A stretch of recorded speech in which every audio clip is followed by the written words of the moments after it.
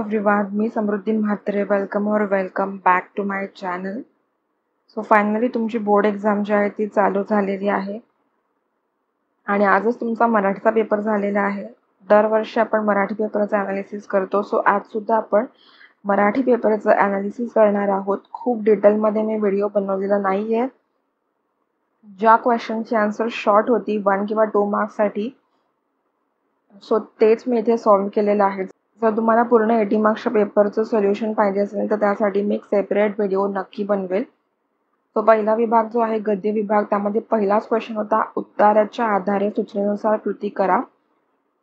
त्यामध्ये लेखकाचा बालपणीचा दिनक्रम विचारला होता. त्या लेखकाचा बालपणीच्या दिनक्रमामध्ये काय काय आहे? उन्हातानामध्ये विटीदांडू खेळणे, पतंग उडवणे, कैऱ्या पेरू पाडणे आणि कॅनॉलमध्ये चोरून पाहणे. त्यानंतर दुसरा प्रश्न जो होता तो होता खालील विधाने चूक की बरोबर ते लिहा. त्यामध्ये पहिलं जे विधान आहे ते काय आहे की दिवसभरच्या खेळाने लेखकाला भूक तर खूपच लागलेली असायची, तर हे विधान बरोबर आहे. दुसरं विधान आहे लेखकाचा जन्म मुंबईत गरीब कुटुंबात झाला. हे विधान चुकीचं आहे. आता लेखकाचा जन्म गरीब कुटुंबामध्ये तर झाला होता, पण मुंबईत झाला होता का? तर नाही, पुण्यात झाला होता. त्यामुळे हे विधान चुकीचं आहे. तिसरं विधान आहे लेखकाचे वडील बँकेमध्ये तटपुंजा पगारावर नोकरी करत होते. हे विधान सुद्धा चुकीचं आहे, कारण ते पोलीस खात्यामध्ये होते, बँकेत नव्हते. चौथं विधान आहे लेखक लहानपणी खोडकर होते, तर हे विधान बरोबर आहे. त्यानंतर तिसरा प्रश्न स्वमताचा होता. तुमच्या मते लेखकाच्या मनात क्रिकेटचे बीज कसे रुजले असावे ते लिहा. याचा आन्सर काय मी दिलेलं नाहीये, तुम्ही ते अटेम्प्ट केलंच असेल. त्यानंतर आहे उताराच्या आधारे सूचनेनुसार कृती करा, आकृती पूर्ण करा. दाजी साहेबांच्या व्यक्तिमत्वाची वैशिष्ट्ये. कोणकोणती वैशिष्ट्ये आहेत? तर उंच सडसडीत देहयष्टी, तेजपुंज चेहरा, गौरवर्ण आणि बोलण्यातील ऐट. त्यानंतर दुसरा प्रश्न आहे चौकटी पूर्ण करा. उतार्यात आलेले सणाचे नाव. इथे तुम्हाला एकच सण विचारला आहे, पण उतार्यामध्ये 2 आहेत, संक्रांत आणि ज्येष्ठ पौर्णिमा.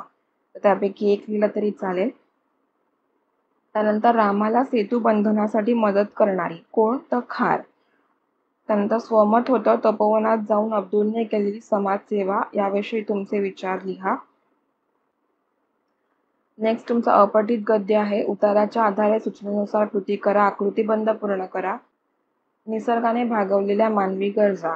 तर कोणत्या आहेत त्या? अन्न, वस्त्र, निवारा. यामध्ये वस्त्र तुम्हाला ऑलरेडी दिलं होतं, सो अन्न आणि निवारा हे आन्सर आहे.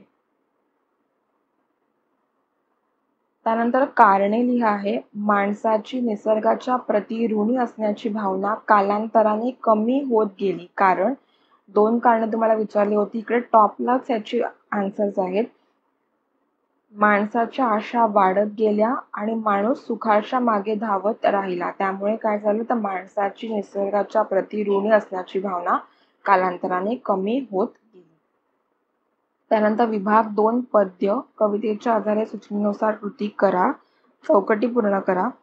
कवीचे सर्वस्व असलेली गोष्ट काय? तर हात. आणि कवीचा जवळचा मित्र अश्रू.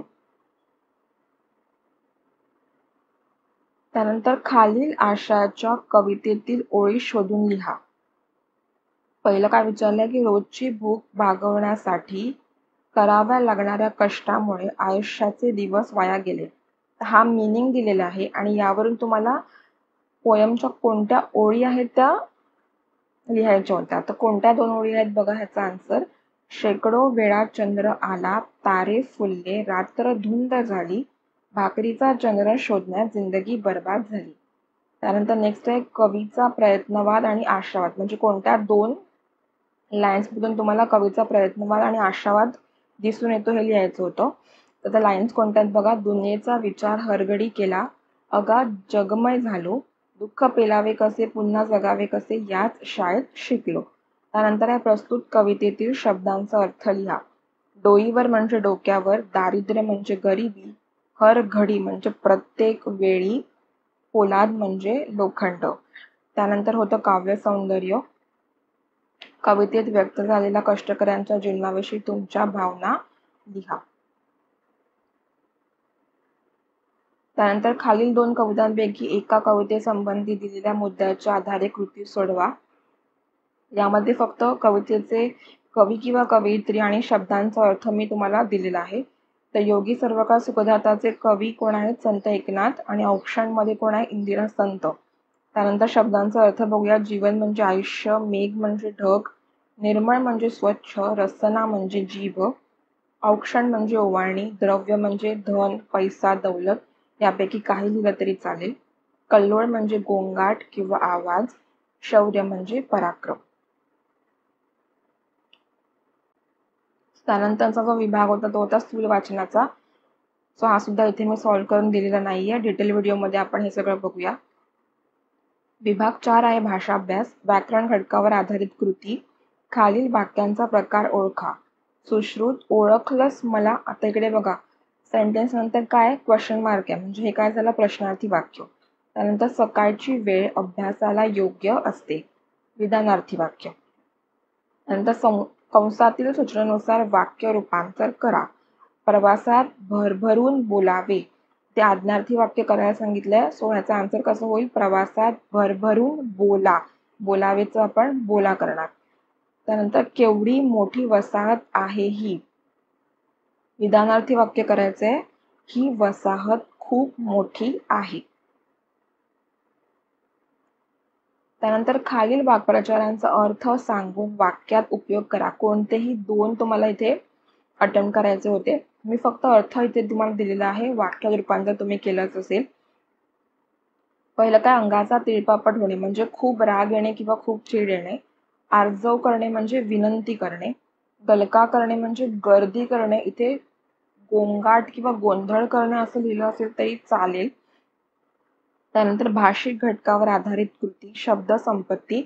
खालील शब्दांचे समानार्थी शब्द लिहा. रस्ता म्हणजे मार्ग, पथ, रस्ता, वाट, काही लिहिलं तरी हरकत नाही. शाळा म्हणजे विद्यालय. त्यानंतर खालील शब्दांचे विरुद्धार्थी शब्द लिहा. इकडे विरुद्धार्थी शब्द, तिकडे. निंदा, स्तुती. त्यानंतर वचन बदला. एक शहर, अनेक शहरे. एक गाडी, अनेक गाड्या. नेक्स्ट आहे लिंग बदला. लेखक, लेखिका, घोडा, घोडी. त्यानंतर लेखन नियमानुसार लेखन आहे. खालील वाक्य लेखन नियमानुसार लिहा. पहिलं वाक्य काय आहे? रेखा मावशींची पावलं अधिक सुंदर आहेत.